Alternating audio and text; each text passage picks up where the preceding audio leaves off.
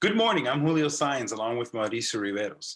Today we'll meet Agustin Rodriguez, a social entrepreneur who's living the American dream. We hope you will be inspired. Celebrating leaders in Rochester's unique and vibrant business community. We'll meet entrepreneurs whose passion and perseverance have helped push through life's challenges. Join us as we share their stories and journeys to success. It's time to be inspired. Agustin, thank you very much for being Be Inspired, a show that we develop to interview interesting people who are in business, people who are working in a not-for-profit, working in any different type of institutions that are contributing in Rochester. And today we have the honor to have you. So let's start to learn who is Agustin Rodriguez. Sure. Thanks for having me, Mauricio and Julio. So just want to know a little bit about my background then. Yeah, I'm not a Rochester native. I was born in the island of Puerto Rico. For those who are from there, I'm right from the mountains. So I grew up wearing sweaters, and my closest friends were dogs because we did not have neighbors. uh, but from some life events that happened to my grandfather and my father after him, we ended up moving to the States. And I ended up going to college here in here at Rochester, going to Roberts Wesleyan. And we started doing projects, doing investments, doing microloans through our business department. And that's how I connected with the city. The only place I looked to get an apartment right after college was right at the city. Uh, From there, I got connected with my wife at an inner city church over in North Clinton Avenue D called Heart and Soul. And that's been our ground place where we got engaged, got married, but it's really because that's the place where we caught the vision of ministry on top of entrepreneurship. Fast forward a little bit, now we're foster parents. We're involved in refugee minors because our church is started because of refugee issues. And now we are inspiring entrepreneurs ourselves. We've recently went live with our marketing company, and we want to go all the way with this business. And as the saying goes, when it rains, really is pouring. There was an opportunity to open up in Ibero with an investment corporation part where I could take my skills of heart of ministry and the skills of entrepreneurship and put them to work with my banking background to do private lending and business consultation here in Rochester and across the upstate New York through Ibero. That is a wonderful story. And I just love the combination, be able to combine the business, the entrepreneurial aspect, and also your faith and your commitment with the community. So what is the vision now that you guys have with your little organization, your organization that you just started, the marketing? Where do you guys see yourself going with this? Yeah, so our marketing firm, this is just a partnership between me and my wife. And the idea is that we want to be able to work with startups and nonprofits who tend to be the most vulnerable here in our city. And we wanted to be able to provide service at it at an appropriate cost. We're not going to charge you an arm and a leg for what we do. In fact, we believe so much in what we offer that we want to create a framework. Our company's name is Frameworks Creative, and you can look us up online at mybrandframework.com. And the idea is that we help you create a marketing strategy where you are able, and we teach you actually how to use all the online tools that are available for every business out there so that you can take it and go with it. And in essence, we want to work ourselves out of the job because we have found that with our involvement in nonprofit entrepreneurship, that there are just so many neat and easy ways for businesses really to maximize their outreach. And it doesn't have to cost that much. But unfortunately, there's a lot of marketing firms out there who want to make themselves essential as part of your budget, and it can cost. So you leave the nonprofits and the startups out of the game to be able to stand out. And we believe we can actually get them in the game by becoming their own marketing experts.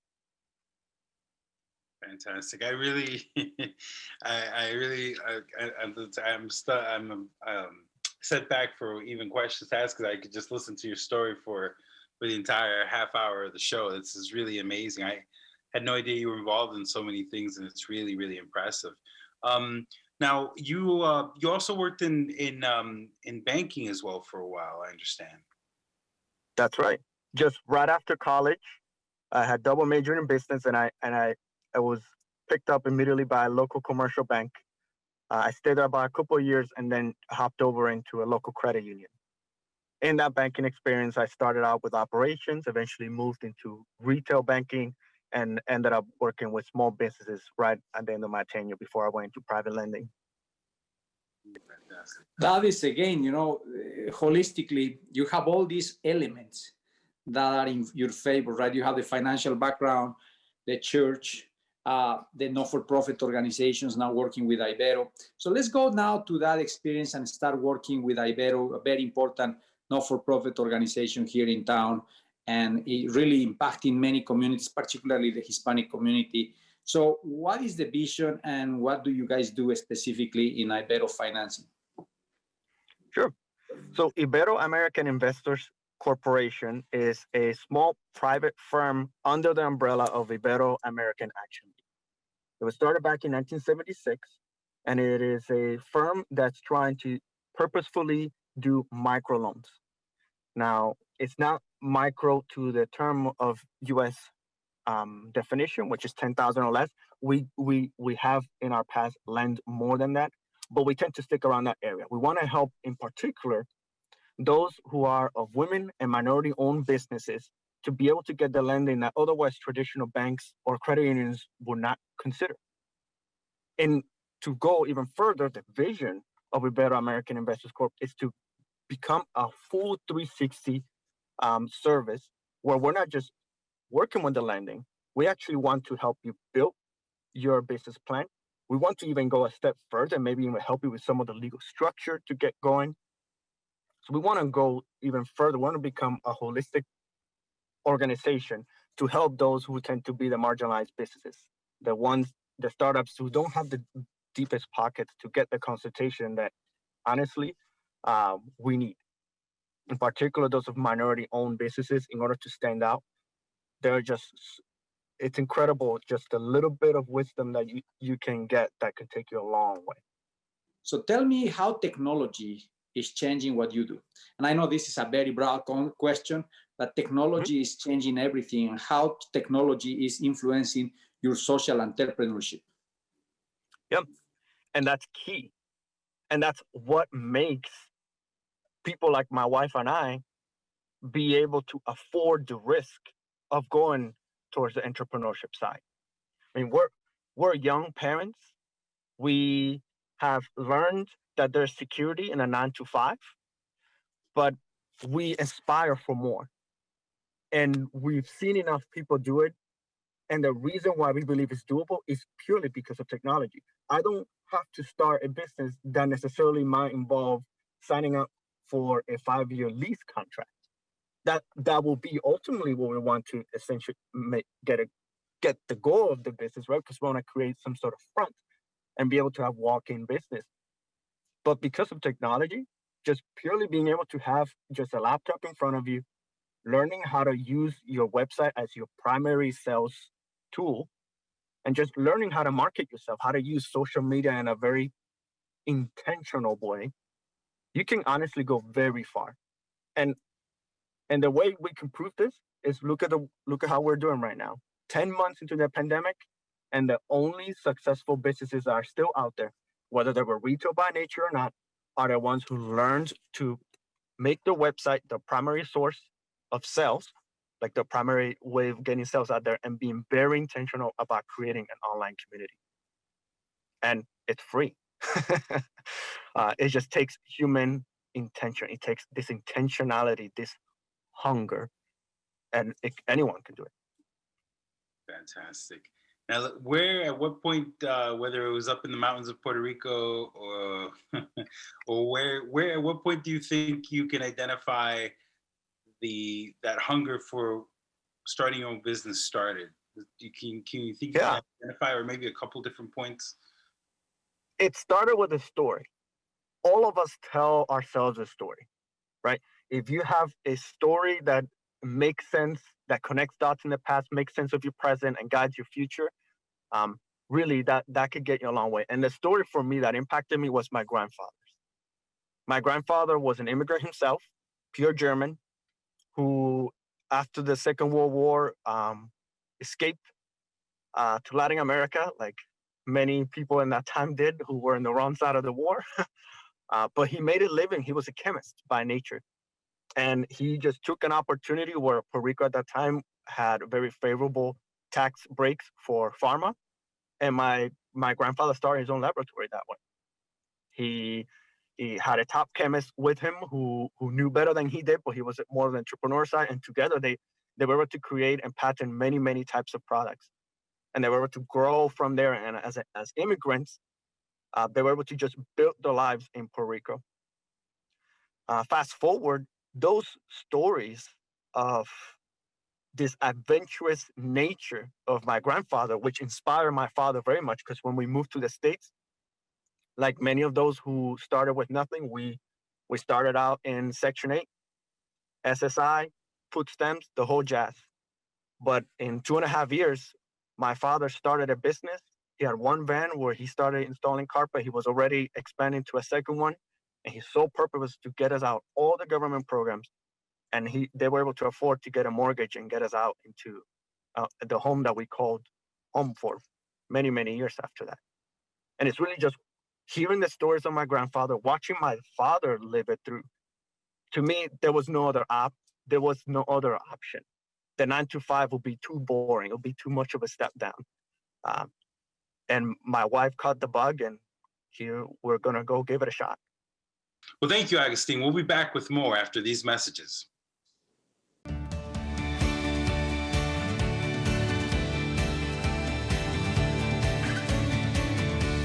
Agustin, you are a representation of what we call this American dream. Is the opportunity that this nation gives to people who come and figure it out.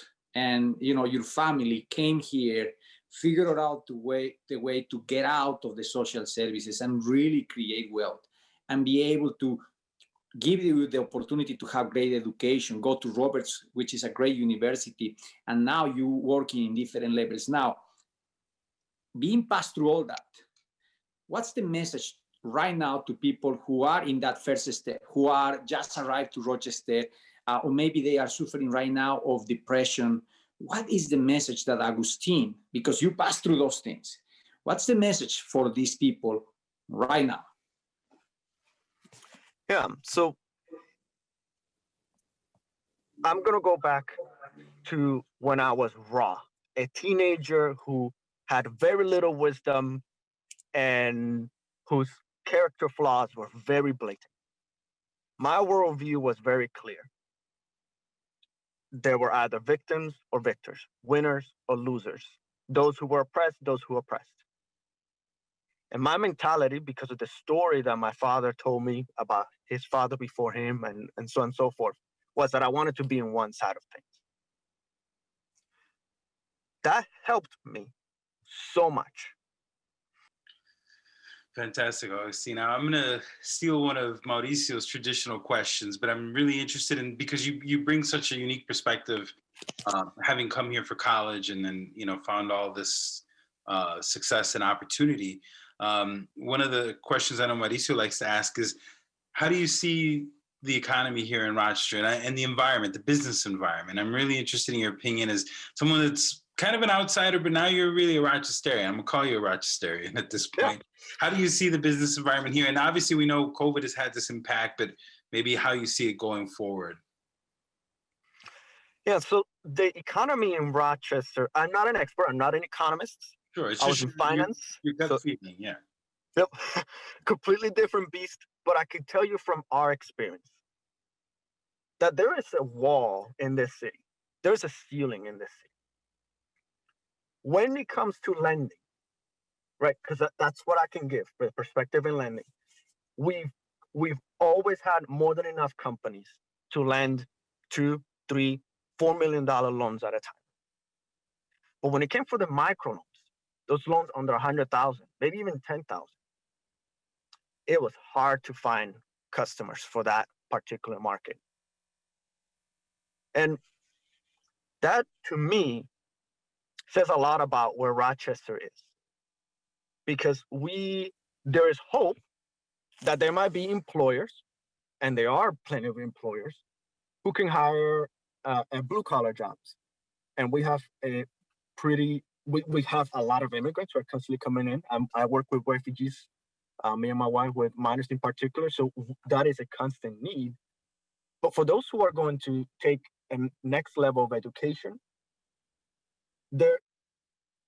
depending on an industry, there seems to be a ceiling of what's available for work. So unless you're, for example, if you're in medical field, there's plenty of opportunities. If you're looking to do some sort of chemist work, there's some opportunities. But it's almost like the industries are very particular where the city is heading.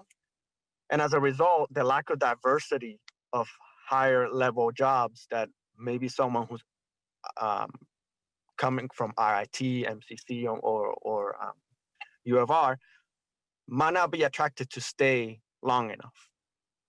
For me and my family, we chose Rochester purely because of its size, purely because of its low market price in comparison to the rest of the country, and because we fit into the few markets that were available for work. My wife is in marketing herself, and I was in banking. So those tends to be industries that are always hiring. So we're blessed in that scenario.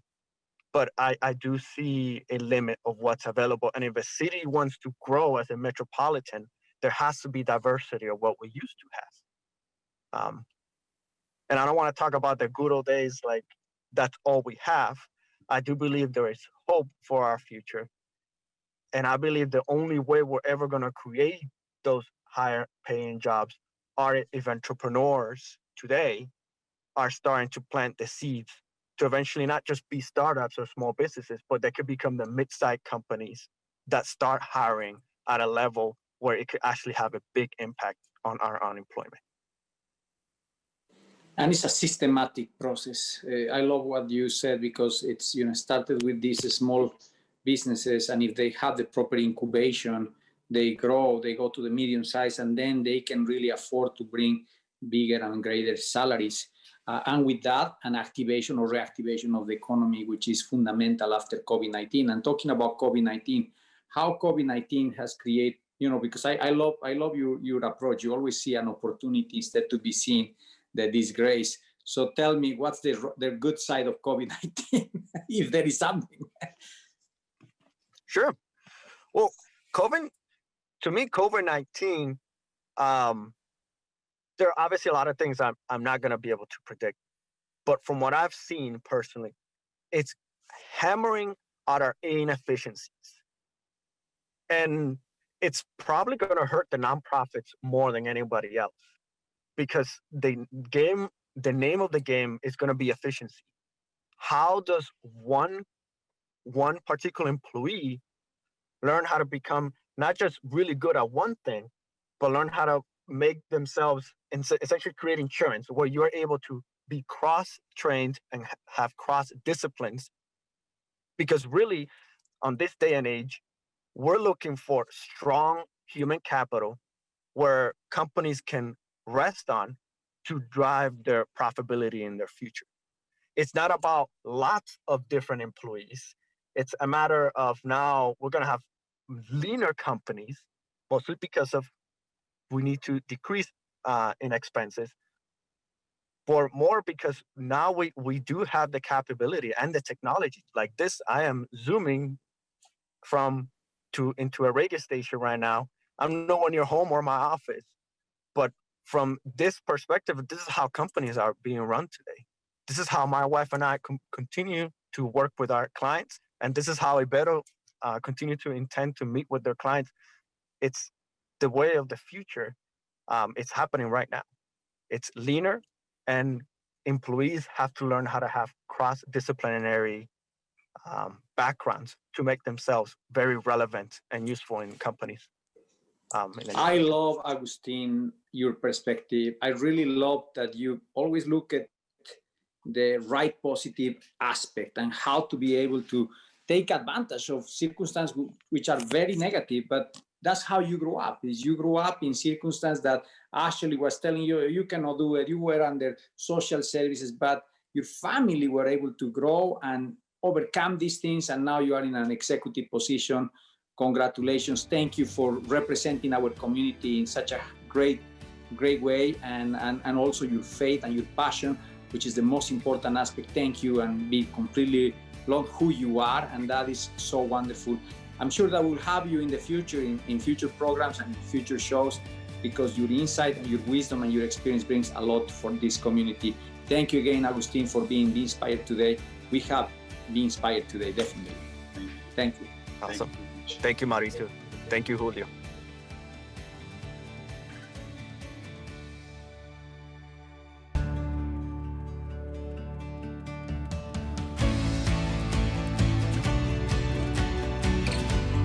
Coming up next week on Be Inspired, we'll meet Alia Katwana, who's combined computer programming and career coaching to launch her own unique business.